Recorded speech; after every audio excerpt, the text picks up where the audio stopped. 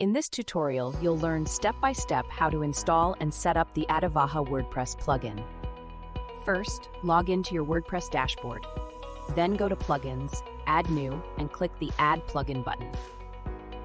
Next, click on the Upload Plugin option and select the Adivaha plugin zip file from your computer to upload it.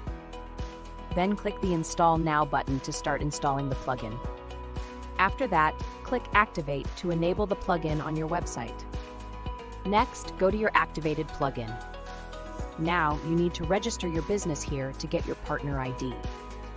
From here, you need to complete your business registration setup. After registration, you will receive an email with your login details. Now go back to your WordPress site to continue the plugin setup and enter the partner ID you received. Then click Connect. Next, click on the Pages menu. Add a new page to display Travel Fair. Here, create your home page using the Adivaha plugin shortcode. Click Save. Next, click View Page to view your page. Now the plugin will appear on your website page. Enter your destination and click Search to see the results.